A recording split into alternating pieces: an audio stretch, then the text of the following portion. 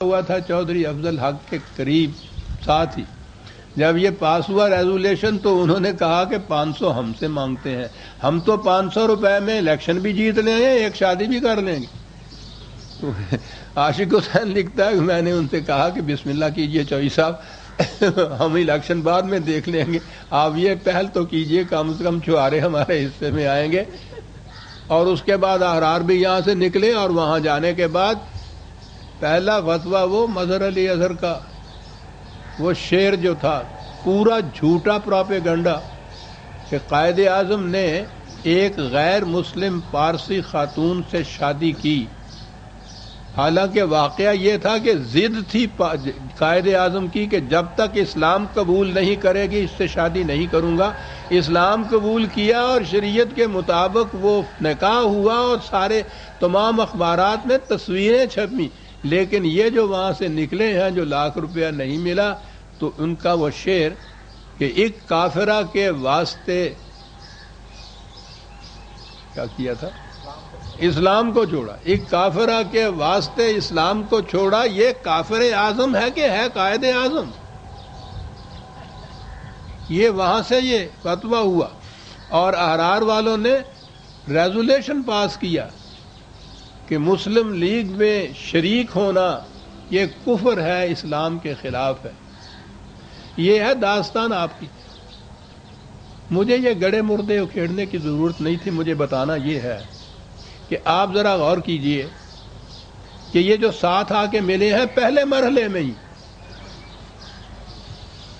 کس طرح سے یہ الگ ہوتے چلے گئے، کس ایشو کے اوپر الگ ہوتے چلے گئے۔ اب ذرا بڑوں کی باری آئی صاحب۔ سینٹرل پارلیمانی بورڈ جو تھا اس میں یو پی سے نواب چتاری،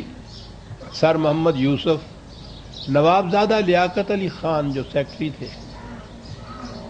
یہ اس کے ممبر تھے۔ نوابزادہ صاحب چند مہینے ہوئے اس زمانے میں سیکرٹری منتخب ہوئے تھے مسلم لیگ کے، ان تینوں نے ساتھ چھوڑ دیا اور جا ملے ایک ایگریکلچر پارٹی تھی گورنمنٹ کی، اس کے ٹکٹ کے اوپر جا کے الیکشن لڑا انہوں نے۔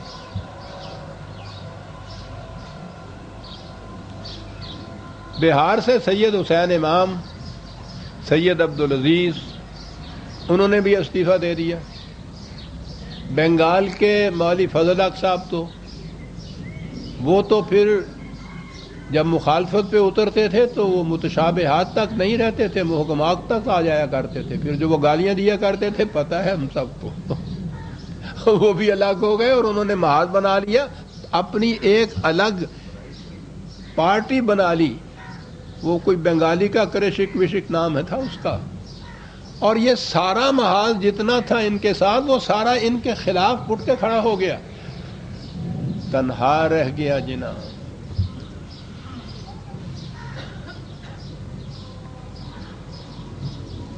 پنجاب سے مسلم لیگ کے ٹکٹ پر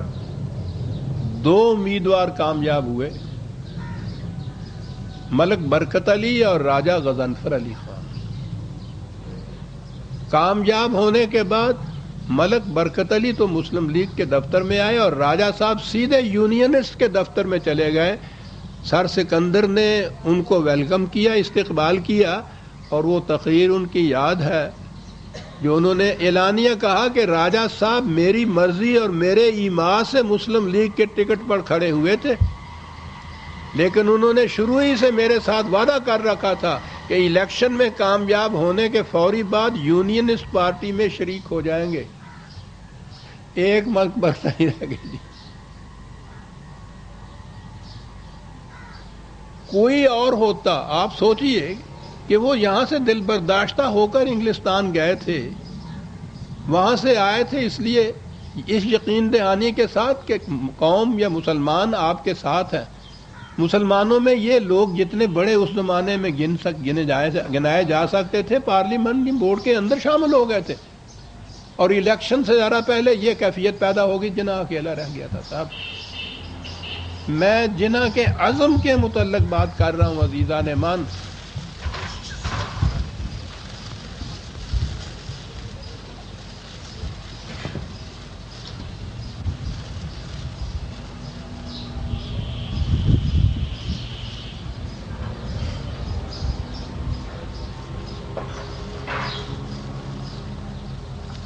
اس قدر یاس انگیز حالت میں جب کیفیت یہ ہو کہ ساتھی ایک ایک کر کے چھوڑ چکے ہوں، اکیلے رہ گئے ہوں، ایسی حالت میں بھی قائد اعظم کی مارچ 39 کی وہ تقریر مرکزی اسمبلی میں جو انہوں نے کی تھی، یہ کہا تھا کہ میں انگریز اور ہندو دونوں کو متنبع کر دینا چاہتا ہوں کہ تم الگ الگ یا دونوں متفق ہو کر بھی ہماری روح کو فنا کرنے میں کامیاب نہیں ہو سکو گے، نہ تم اس تہذیب کو مٹا سکو گے جو ہمیں ورثہ میں ملی ہے۔ ہمارا نور ایمان زندہ ہے، زندہ رہا ہے اور زندہ رہے گا۔ تم ہم پر ظلم و ستم کرو، ہمارے ساتھ بدترین سلوک کرو، ہم ایک فیصلہ پر پہنچ چکے ہیں اور ہم نے یہ عزم کر لیا ہے کہ لڑتے لڑتے مر جائیں گے، اپنے مطالبہ سے ہاتھ نہیں چھوڑیں گے۔ اس قدر یاس انگیز حالات میں یہ ایک عزم تھا، صرف آپ عزم کا لفظ بھی یہاں آپ نے دیا ہے۔ اس سے ذرا پہلے اکتوبر 38 میں انہوں نے مسلم لیگ، سندھ مسلم لیگ کی سالانہ کانفرنس میں یہ اعلان کیا تھا کہ برطانیہ ہندوستان کے مسلمانوں کو بھیڑیوں کے حوالے کرنا چاہتا ہے۔ اس میں شبہ نہیں کہ برطانیہ سے وہی بازی لے جا سکتا ہے جس کے پاس قوت ہو، لیکن ہم برطانیہ اور ہندو دونوں سے لڑیں گے، ہمارے پاس قوت، ہمارا ایمان ہے۔ مومن ہو تو بے تیغ بھی لڑتا ہے سپاہی۔ یہ تھے حالات عزیزان من۔ اور پھر جو مخالفت ہوتی ہے مذہب کے لبادے کے اندر، تو وہ جانتے ہیں آپ کہ وہ کفر کے تیر و سنا جو ہیں وہ شمشیر و تیغ سے زیادہ زخمی کر دینے والے ہوتے ہیں۔ میں نے عرض کیا ہے کہ ادھر سے ادھر جاتے ہی مولانا حسین احمد مدنی نے پہلے فتویٰ صادر فرمایا تھا، پھر مجلس احرار نے صادر فرمایا، اس کے بعد اس زمانے میں یہ حنفی مسلمان جو یہاں کے ہیں وہ دو گروہوں میں بٹے ہوئے ہیں نا، دیوبند اور بریلی۔ بریلوی حضرات کی طرف سے جو فتویٰ صادر ہوا وہ تو سننے کے قابل ہے کہ کس انداز میں یہ فتوے ہوتے تھے۔ میں وہ الفاظ پڑھتا ہوں: بحکم شریعت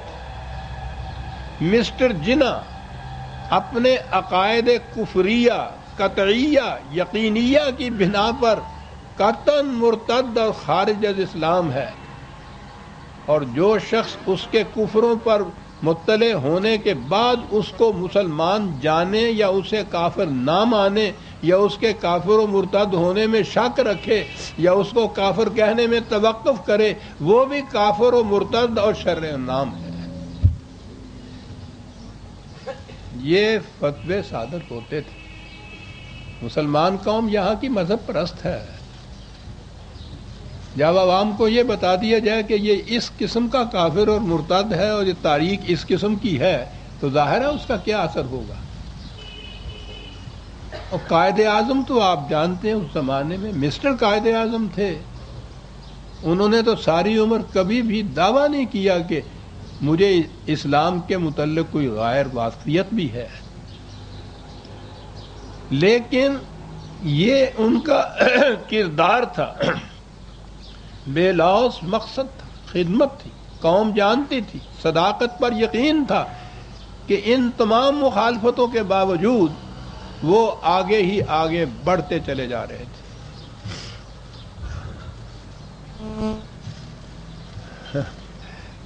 یاد آ گیا مجھے قائد اعظم کے ساتھ ایک دن گفتگو ہوئی تو انہوں نے کہا کہ بھائی ان کے 1000 برس کی جو داستان اسلام کی ہے اس میں ان کے کفر کے فتووں کے متعلق تو تم مجھ سے زیادہ جانتے ہو، لیکن ان کے سیاسی فتووں کے متعلق مجھ سے سنو۔ انہوں نے کہا کہ جب کانگریس نے ترک موالات کا ریزولیشن پاس کیا تو جمعیت العلماء نے بھی قرآن و حدیث کی بنا پر ترک موالات کا فتویٰ دے دیا، پھر حالات بدلے اور سی آر داس اور موتی لال نہرو